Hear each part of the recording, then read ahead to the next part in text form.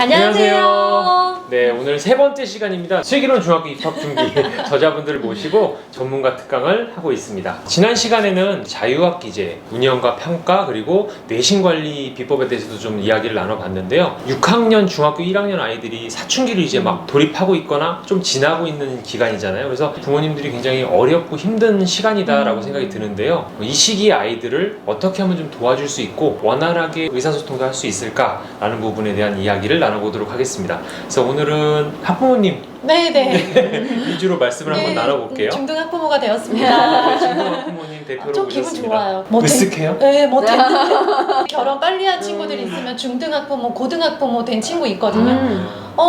약간 이런 거 있었거든요. 별걸 다 자랑스러워요. 본격적인 질문으로 한번 들어가 볼게요. 초등 고학년 때도 되게 아이들이 많이 바쁜데 중학교 가면 사실 수업 시간도 많이 늘어나잖아요. 그죠? 7교시도 일주일에 2번 정도 있어요. 네. 시수도 늘어나고 활동도 많고 많은 선생님들과도 적응을 하고 만나야 되는 이런 부분 때문에 너무 힘든데, 더군다나 이제 1학년 때는 자유학기제를 보내다 보니까 학생들이 이제 적응도 힘든데 시간 관리 부분도 어떻게 해야 되나 많이 고민도 있을 것 같아요. 그래서 그 부분을 이제 부모님들도 많이 속상해하면서 못마땅해하면서 지켜보시는 부분들도 있을 거고요. 그래서 학부모님 입장에서 아이들 이렇게 하면 좀 시간 관리가 좀 좋은 것 같아요. 팁들이 있으면 좀 이야기를 해주시면 좋을 것 같아요. 우리가 마음으로는 저것이 아직 어리고 초등학교 7학년 이런 느낌이긴 하지만 아이 자체를 중학생이니까 하면서 조금 높여주면서 아이랑 대화를 풀어가는 게 필요하겠더라고요. 대접받는 느낌 있잖아요. 애 입장에서는 초등학교 때까지는 그 스케줄이 빡빡하든 시간이 남든 안 남든 간에 그게 거의 엄마 주도로 갔었다면, 중학생이 되면 아이한테 어느 정도의 선택권과 조절권, 결정권을 주면서 이거를 경험하는 시기, 그렇게 1년을 보내보면 좋겠다라는 생각이 들어요. 감사하게도 중간기말이 없이 일단 중학교에 무사히 안착하는 기간이 1년이나 있다라는 게 너무 좋은 상태에서 아이랑 되게 많은 다양한 시도를 해볼 수 있는 시간이더라고요. 물론 자유학년제 기간이 자유롭게 선행을 달린다 그런 얘기 뭐 저도 들어봤고, 주변에서 엄청나게 달리는 아이들이 많이 있는 걸 바로 보여요. 저희 아이도 학교 갔다 오면은 맨날 놀래요. 고2 있고 나가고 있는 애 있고 자기만 중학교 거 하고 있고 뭐 이런 정도로 그러니까요. 중학교 1학년이 중학교 3학년, 2학년 거를 예습을 하고 있으면 느린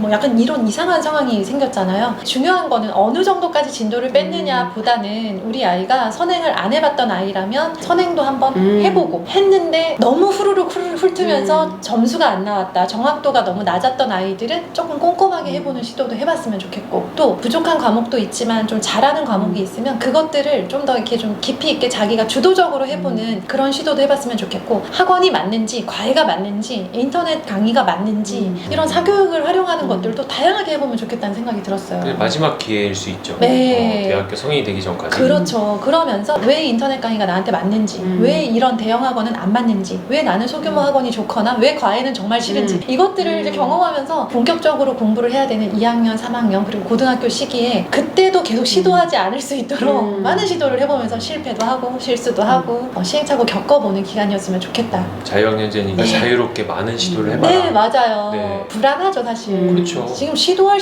때야? 약간 아이가 엄마 뜻대로 가지 않는 시기다라는 거, 그걸 가지고 마음을 다스리면서 계속 시도하면서 그래 이거는 이래서 너무 좋았던 것 같고 이거는 별로지? 라는 것들을 대화로 계속 나누어가는, 저는 그렇게 보내고 있습니다. 네. 교실에서 많은 아이들을 겪어보셨잖아요. 네. 그러면 이 아이는 야무지게 좀 관리를 하네라는 사례나 유형 같은 게 있을까요? 교과서적인 답변이지만 선행을 하거나 조금 과목을 거르는 아이들이 있어요. 중요한 과목 시간에는 들었다가 이건 조금 필요 없겠다 하면은 돌거나 딴짓하는 친구들이 있는데, 정말 모범생이다 이런 친구들은 보면 정말 모든 수업 시간에 충실하게 참여를 하는 게, 아이들 거의 학원을 다니다 보니까 체력적으로도 힘들어서 수업 시간 조는 경우도 많은데, 네. 중학교에서는 학교 수업에서 집중을 하고 오전에 학교에서 에너지를 쏟을 수 있는 체력이나 시간 관리를 해줬으면 하는 거죠. 그렇죠. 근데 그 습관 있잖아요. 네. 학교와 학원이 있다면 내가 어느 쪽에 더 마음을 두고 그쪽에 에너지를 쏟느냐, 이게 고3까지 가는 것 같아요. 학교 생활 열심히 했던 애들이 결국 그 느낌으로 계속 고등학교 생활까지 네. 마무리가 되면서 내신에 굉장히 유리한 아이들이 되는 거잖아요. 근데 궁금한데 네. 사실 말씀하시는 게 좋은 방법이긴 한데 수업에 집중 안 하면서도 좋은 결과를 얻는 아이들도 있긴 있죠. 영어 수학은 너무 안타깝지만 있어요. 아, 제 시간에도 보면은 다른 단어를 외우거나 이런 아이들도 사실 있거든요. 학원 근데 시험 수행평가를 너무 잘 보는 거예요.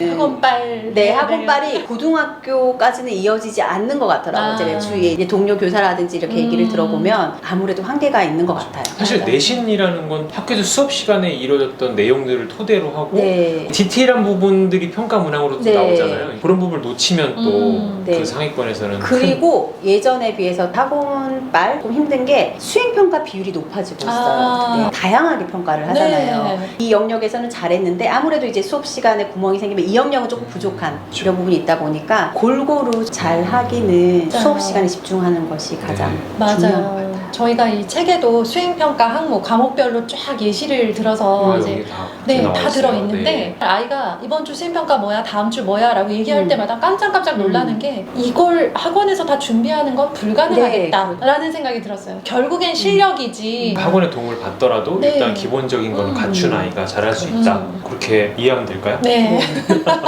다음 질문 드리겠습니다. 지금 아이들이 굉장히 어려운 시기를 거치고 있잖아요. 학교에도 적응도 하는데 사춘기 시기라서 너무 네. 힘들고 만만치 않게 부모님들도 힘들어요. 특히 어머님들. 네. 그 아이들의 그 감정을 다 받아주느라 네. 그리고 예전과는 다른 반응 이런 것 때문에 힘들 텐데 아이와 소통하면서 힘들었던 일이 많으실 것 같아요. 그래서 그럴 때 나는 이렇게 했다. 이렇게 하니까 참 좋더라. 네, 이런 거 좀 말씀해 실은 주시죠. 이제 저도 내년에 저희 아이가 중학교 2학년이 되고 아마 그때가 피크지 않을까. 그래서 아 뭔가를 향해 가고 있구나라는 그런 이제 느낌이 드는데 그냥 세 가지로 생각을 했어요. 첫 번째는 믿어주기. 솔직히 제 눈에 탐탁지 않죠. 그래도 본인 스스로는 노력하고 있는 거다라고 믿어주는 거. 두 번째는 거리두기. 중요해요. 중요한 것 중요하죠. 같아요. 네. 더 가까이 가고 싶고 궁금해서 자꾸 물어보고 싶은데 거리를 둬야 되겠다. 세 번째는 들어주기. 물어볼 때는 대답을 안 하다가 앞뒤 맥락 없는 얘기를 자기가 하고 싶을 때 불쑥할 때가 있어요. 네. 그럴 때마다 서운하게 생각하거나 이 얘기를 왜 하는 거야? 라고 묻지 않고 마치 내가 되게 듣고 싶었던 얘기인 것처럼 연기를 하면서 들어주는 거죠. 그 연기가 너무 힘들 텐데. 어때? 내 연기 어땠어?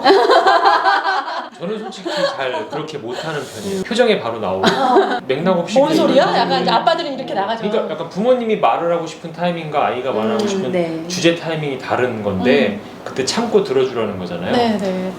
굉장히 큰 노력을 해야 되겠네요. 근데 아빠들은 저는 원래 좀 네. 타고나기를 그건 좀 어려운 것 좀 같고 직설적으로 네, 기복이 심하고 좀 맥락 없는 사춘기 아이들은 엄마들이 그냥 이렇게 들어주는 것도 좋은 방법이겠다. 믿어주고 참아주고 들어주고 기다려야 되네요. 어머니 화이팅! 정준현 네. 선생님께 질문 좀 드릴게요. 그러니까 중학교에 간 저희 아이도 그렇고 저도 중학교 때 예전에 떠올려보면 되게 힘들어서 학교 갔다 오면 침대에 이렇게 누워서 한 2-30분? 그러다 잠들기도 하고 네. 물론 이제 호르몬의 영향이 있다고는 하는데 너무 힘들더라고요. 학교에서 그런 모습들도 많이 보이시죠? 수행평가 있는 기간에는 아이들이 이미 수행평가가- 아침부터 초췌해져 있어요. 긴장도 되고. 네네. 수행평가 훅 들어온다고 하셨듯이 지난주에 제가 갔더니 칠판에 빼곡하게 2교시 수행평가, 3교시 수행평가 이렇게 해서 수행평가를 7교시인데 내가 목을 치고 하루에 네 있더라고요. 개요? 코로나 때문에 등교 네. 일수가 정해져 있어서 네. 더 몰리는 경우도 있긴 한데 얘들아 너무 힘들겠다 그런 말을 했었거든요. 아이들이 너무 힘들어하죠 사실. 체력이 너무 힘든데 그 체력을 위해서 잘 먹이고 네. 재우는 것도 챙겨서 해주시려고 하는데 운동 부분에 대해서는 저는 이제 네. 강조를 하는데 중학교 시기에도 운동이나 체력 관리가 좀 많이 필요한가? 더 필요한 것 같아요. 성장기기도 하니까 네. 에너지를 많이 쓰잖아요. 체력이 굉장히 중요한 것 같아요. 뭐 6교시, 7교시 수업 시간에 앉아 있는 것만으로 사실 힘들잖아요. 그런데다가 이제 집중까지 해야 된다면 에너지가 너무 많이 들기 때문에 필요한 것 시간을 할애해서 좀 투자를 네, 계속 네. 해야 된다는 네. 말씀이신 거죠. 지금 저희 아이가 이제 일주일에 한 번 농구를 다녀요. 네. 가서 이제 막 땀을 흘리고 오는데 이걸 계속 해야 될지 이제 그게 좀 고민이 될 때가 있어요. 얘기를 들어보니까 반에 그렇게 운동하고 있는 애가 3명이더라고요. 20몇 명 중에. 네. 코로나 상황이 안타까운 게 진짜 학교에 있어 보면 쉬는 시간 딱 종침에 남자들이 진짜 고무적으로 나가요. 그 10분 동안. 땀이 막 뻘뻘 흘려가지고 들어오고 그렇죠. 점심시간에는 더더욱 막 밥을 안 먹고 뛰는 아이들도 있어요. 진짜. 도시의 땀 냄새가. 네. 굳이 뭐 이제 농구를 일주일에 한 번씩 가거나 이러지 않더라도 학교에서 네. 활동만으로 충분히 체력을 키울 수가 있었는데 지금은 그러지 못하니까 일부러라도 시간을 좀 가져야 되지 않을까 이런 생각이 조금 들어요. 더 영양은 당연히 챙겨줘야 되고 네. 좋은 말씀 감사합니다. 네. 너무 필요하다는 건 느끼지만 고민은 됐거든요. 네. 주변에서는 체력 관리하는 아이들이 많지 않고 네. 중요한 주요 과목에 투자를 많이 하다 보니까 네. 체력 관리가 되게 중요하다. 되게 네. 심각하게 말씀해 주시니까 힘이 되네요. 엄마 입장에서 잠깐 이야기를 하자면 급성장기를 맞아가면서 자기 몸이 막 자라는 걸 본인도 오. 느끼고 딸리는 거예요. 먹는다고 먹어도 돌아서면 배고프고 잠이 막 너무 쏟아지고 임신했을 때 잠이 막 쏟아졌잖아요. 네, 맞아요. 그런 느낌으로 애가 오. 잠에서 취해서 막 이렇게 못 일어날 정도로 성장이 막 일어나니까 본인도 본인 몸이 왜 이러는지 모르는 상태에서 지금 이 과정을 겪고 있어서 잘 먹이는 거 중학교 들어서 새삼스럽게 영양제를 챙겨주기 시작을 했어요. 네. 또 유산균, 비타민 요 정도 우리 먹였었죠. 거기에다가 이제 플러스 종합 비타민을 조금 더 집중력을 강화해줄 수 있는 임팩타민. 제 건 없는데. 대치동 아이들이 먹는다는 그 영양제라서 저도 한번 구해봤습니다. 아이가 너무 골골할 때는 영양제로도 보충해줄 수 있는 방법이 있으니까 그게 또 엄마 아니면 누가 해요. 그렇죠. 제가 그러고 있다라는 거 말씀을 드리면 좋을 것 같아요. 체력 관리도 너무 중요하다. 그런 말씀.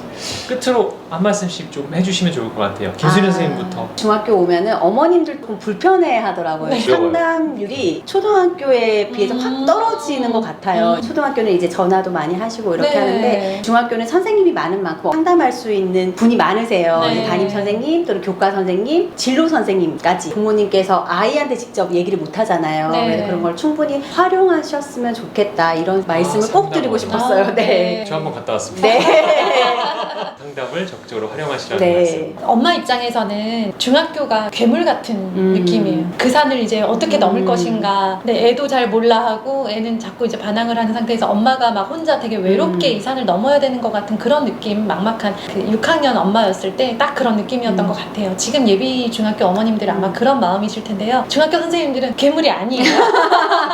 유치원 다니다가 초등 보내면 초등 선생님들 너무 불친절해요. 이렇게 느끼는 네. 것처럼 초등 다니다가 중학교 가면 또 선생님들 되게 어렵게 느끼는데요. 전혀 그렇지 않더라고요. 네, 오늘 이렇게 슬기로운 중학교 입학 준비 책을 집필하신 분들을 모셔서 슬기로운 중학 생활을 위한 행복한 팁들을 많이 좀 살펴봤는데요. 네. 많은 도움이 되셨을 거라고 생각하고 사실 이런 팁들을 좀 미리 알고 준비를 하는 만큼 부모님들과 학생 모두 다 덜 스트레스 받고 서로 상처 주고 상처받는 일이 좀 적지 않을까라는 기대를 해보고요. 꼭 잘 활용하셨으면 좋겠습니다. 오늘 좋은 말씀 너무 감사드립니다. 네. 전문가 특강을 마치도록 하겠습니다. 말씀 감사합니다. 네. 감사합니다. 안녕히 계세요.